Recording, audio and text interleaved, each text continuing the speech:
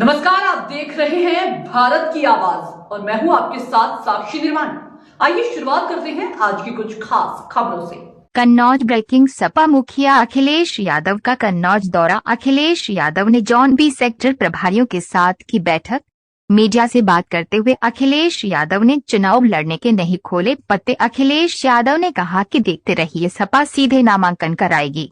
अखिलेश यादव ने आज भी कन्नौज लोकसभा सीट से नहीं किया प्रत्याशी की घोषणा। चौथे चरण के लिए आज से शुरू हो गया है नामांकन। 18 से 25 अप्रैल तक चलेगा नामांकन का दौर। कन्नौज से सद्दाम हुसैन की रिपोर्ट।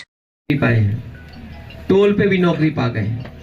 मंडी पूरी बन जाती तो नौकरी पा जाती, परफ्यूम पार्क बन जाता तो नौकरी पा जाती, मेडिकल कॉलेज और चलने लगता तो हजारों की संख्या में नौकरी मिलती है। आप लखनऊ का पीजीआई, आप लखनऊ का लोहिया इंस्टीट्यूट या सैफई का अस्पताल पता करेंगे। सैफई के अस्पताल में हजारों डॉक्टर, नौजवान जिनको पैरामेडिकल या और कोर्स किए उन्हें नौकरी मिली है, हजारों की संख्या में। पीजीआई कब बना था? 10-15 हजार लोगों को नौकरियां मिली होंगी।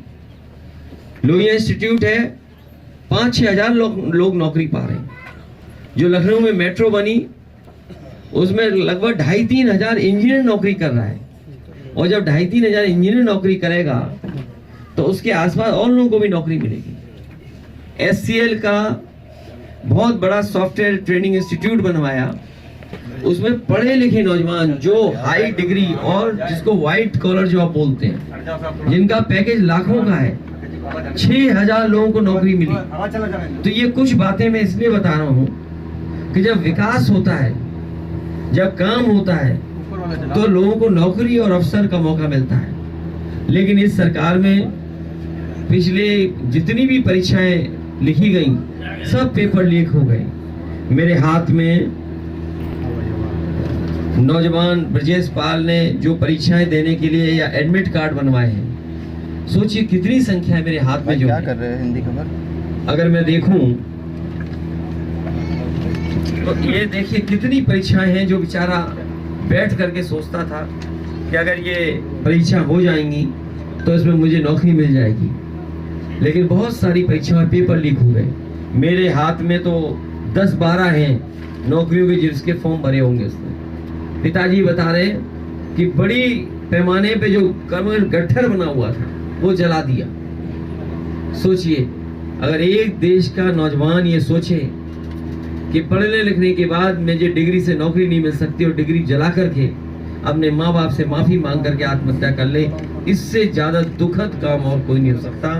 मैं अपने नौजवानों को, जब ब्रजेश पाल के परिवार से मैं मिलना हूँ, माता पिता बहनों से और उनके सहयोगी साथियों गाँव के लोगों कि हम भरोसा दिलाते हैं कि जब कभी भी हम लोगों को मौका मिलेगा काम करेंगे, विकास करेंगे, जिससे कि नौकरी रोजगार मिले और हमारे नौजवानों का भविष्य बेहतर हो। सर, जिस तरीके से एक युवा ने आत्महत्या की, वहीं पर केंद्र सरकार और उत्तर प्रदेश की सरकार ने दावा किया था कि उत्तर प्रदेश में 90 लाख नौकरी दी जाएगी अपने संकल्प पत्र में, और उसका दावा हवा इस तरीके दिखाई दे रहा है और युवाओं को आत्महत्या करना पड़ रहा है। देखिए, ये सवाल पूछना और चुनाव के समय पूछना बहुत जरूरी है कि जिन लोगों ने कहा था कि साल में 2 करोड़ नौकरी देंगे, आज नौकरियां कहाँ हैं, रोजगार कहाँ है? और फिर पेपर लीक क्यों? पेपर लीक के कारण मैंने कई बार गणित समझाया कि 60 लाख बच्चे प्रभावित हुए हैं जो पेपर लीक के कारण नौकरी नहीं पा पाए, जिन्होंने परीक्षा के लिए तैयारी की, मेहनत की, दिन रात पढ़े, पैसा खर्च किया, ट्यूशन करा, कोचिंग ली, ट्रेनिंग ली, और उसके बाद 60 लाख बच्चों को पेपर लीक का सामना करना पड़ा। अगर हम 60 लाख बच्चे, उनके माँ बाप को जोड़ दें, 3 सदस्यों को ही परिवार का अगर हम मान लें, 3 का गुणा अगर हम 60 लाख से कर दें, तो उत्तर प्रदेश में 1 करोड़ 80 लाख लोग हैं जो इस सरकार के खिलाफ दिखाई दे रहे हैं। यही 1 करोड़ 80 लाख अगर हम 80 से भाग दे दें लोकसभा का, तो हर लोकसभा में 2,25,000 वोट इस सरकार का कम हो गया। सोचिए, 2,25,000 जिस सरकार का, जिस पार्टी का वोट कम हो जाएगा, वो कैसे लोकसभा के लोग जीतेंगे? सर प्रधानमंत्री से लेकर बीजेपी के लोग ये दावा कर रहे हैं हमारा संकल्प पत्र बहुत मजबूत है, युवाओं को रोजगार देगा, मगर जमीन वो दिख नहीं रहा। कोई चुनाव नहीं बचा जिसमें प्रधानमंत्री और मुख्यमंत्री और उप मुख्यमंत्री और मंत्री कन्नौज न आए हो। ये जितने लोग हैं आते हैं कन्नौज, विकास देख के कन्नौज से वापस चले जाते हैं, लेकिन कन्नौज का विकास नहीं करते। प्रधानमंत्री से लेकर के मुख्यमंत्री, उप मुख्यमंत्री, मंत्री और तमाम दर्जा प्राप्त मंत्री इसी एक्सप्रेसवे से चल के आते हैं या दूसरे साधनों से आते हैं, कन्नौज का विकास देखते हैं लेकिन कन्नौज का विकास नहीं करते हैं। तो सोचिए, जो केवल कन्नौज को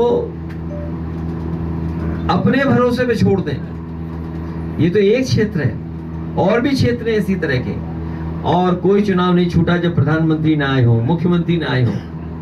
इस बार जनता उनसे सीधा सवाल पूछेगी कि हमारा विकास कहाँ है, विकास कहाँ खो दिया आपने। सर जी, क्या आज चुनाव लड़ने की घोषणा करेंगे आप? क्योंकि आपने कहा अच्छे दिन आएंगे तब करेंगे। समाजवादी पार्टी चुनाव लड़ेगी और बहुत जल्दी फैसला ले लेंगे कौन चुनाव लड़ेगा। कब तक फैसला हो जाएगा सर? कन्नौज के बहुत जल्दी फैसला हो जाएगा। इसीलिए मैं हर कार्यकर्ता नेता से मिला भी हूँ। कन्नौज बैठक हर कार्यकर्ता नेता से मैंने हाथ मिलाया भी कन्नौज की विधानसभा के लोगों से। आज जो सर बैठक हुई है उसमें क्या रहा आपको लेके कि अखिलेश जी हमारे यहाँ से चुनाव लड़े? जब तक हम राजनीति कर रहे हैं तब तक यहाँ हैं। बिल्कुल सही बात है। और सोचिए, परफ्यूमरी पार्क ये सड़क से निकलते हुए देखते होंगे, ये मंडी देखते होंगे, ये सड़कें जो हॉट मिक्स बनी हुई हैं, आपको पता ही लगा कब इस गांव में आ गया। नामांकन होगा और 2,25,000 तो ये नाराज हैं, लोधी समाज नाराज है, साके समाज नाराज है, क्षत्रिय समाज नाराज है, आज समाज नाराज है, 2 लाख ये लोग नाराज है। सोचो कितने लोग नाराज है कन्नौज में अकेले, और पत्रकार तो वैसे ही दुखी हैं। सब लोग नाराज हैं, पत्रकार दुखी हैं, सब दुखी हैं, लेकिन बीजेपी कह रही है संविधान बदलेंगे अगर 400 सीट आ गई तो। संविधान बदल गया तो हमारी ये भोली वाली जनता, जिसको बाबा साहब भीमराव अम्बेडकर जी ने अधिकार दिया एक वोट डालने का, इनकी साजिश है कि गरीब जनता वोट ही न डाल पाए, वोट का अधिकार भी छीन लें। और नौकरी इसलिए नहीं दे रहे हैं क्योंकि नौकरी देने से उन्हें आरक्षण देना पड़ेगा। क्योंकि अपने प्रेस के साथियों का धन्यवाद देता हूं कि जहां जिस परिवार में दुख है, मैं पहले आना चाहता था इस परिवार से मिलने के लिए, लेकिन कई कार्यक्रमों की वजह से और चुनाव की तारीखें आ जाने की वजह से मैं इस परिवार के बीच नहीं पहुंच पाया। जब भी हमारे किसी समाजवादी साथी ने मुझे जानकारी दी तो उन समाजवादी साथियों से मैंने कहा आप भूले ना परिवार के बीच में, और जब हमें मौका मिलेगा तो मैं जरूर आऊंगा। मेरे साथ उनके पिता बैठे हैं लक्ष्मण सिंह जी। ब्रजेश पाल एक पढ़ा लिखा नौजवान जो नौकरी कर करके न केवल अपने परिवार की बल्कि समाज की सेवा करना चाहता था, वो हमारे बीच नहीं रहा। और इस दुख की घड़ी में मैं उनके परिवार के लोगों से मिल आया हूँ, परिवार के सदस्य उससे मिल रहा हूँ, गांव के जो हमारे बुजुर्ग हैं, माताएं बहनें हैं, उनसे मिलने का मौका मिल रहा है। ये बहुत दुखद बात है कि एक नौजवान निराश हताश होकर के और इस मानसिक स्थिति पे पहुंच जाए कि अब उसे जीना नहीं है ना नौकरी ढूंढनी है। और जिसने भी उसकी जो सुसाइड नोट है पढ़ी होगी, उसके आंखों से आंसू आ गए होंगे, अपने माता पिता से माफी मांगते हुए, अपनी बहनों के बारे में सोचते हुए, और सब डिग्रियां जला दी उसने। ब्रजेश ने अपनी सुसाइड नोट में लिखा कि जो डिग्रियां मुझे नौकरी नहीं दिला सकती, उन डिग्रियों का क्या फायदा। तो ये कहानी केवल एक ब्रजेश पाल की नहीं है, बड़ी संख्या में नौजवान पूरे उत्तर प्रदेश देश में निराश हो गया है। मुझे याद है फिरोजाबाद की एक बेटी, जिस दिन उसे जानकारी मिली कि जो परीक्षा दे करके आई है वो पेपर लीक हो गया, उसने उसी समय आत्महत्या कर ली। अगर हम प्रदेश के और देश के आंकड़े देखें, खासकर शहरी आंकड़े और गांवों के आंकड़े, तो हमें मिलेगा कि बड़े पैमाने पे नौजवान निराश होता चला जा रहा है। पहले तो वो डिग्री हासिल कर ले रहा है, पढ़ाई पूरी कर रहा है,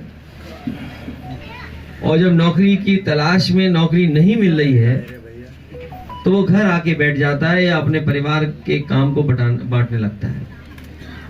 ये स्थिति पैदा कर दी है। और अभी जो देश के आंकड़े आए हैं, 90% नौजवान के हाथ में नौकरी और काम नहीं है। सोचिए, किसी देश और समाज के अंदर अगर 90% आने वाली पीढ़ी के हाथ में नौकरी और रोजगार नहीं है, तो सोचो हमारे समाज का भविष्य क्या होगा। केवल नौजवान ही नहीं, जो एनसीआरबी के दिल्ली के आंकड़े हैं, वो आंकड़े ये बताते हैं कि 1 लाख किसान आत्महत्या कर चुका है पिछले 10 साल में। सोचिए, जिस देश का किसान और नौजवान निराश हो जाए और इस स्थिति पे पहुंच जाए, तो हमारा समाज और देश कैसे आगे बढ़ेगा। समाजवादियों को जब भी मौका मिला है सत्ता में रहने के लिए, उन्होंने काम करके दिखाया है। केवल यही क्षेत्र नहीं, पूरे उत्तर प्रदेश में जो कुछ समाजवादी सरकार में हो सकता था जनता के हित के लिए, वो समाजवादियों ने करके दिखाया।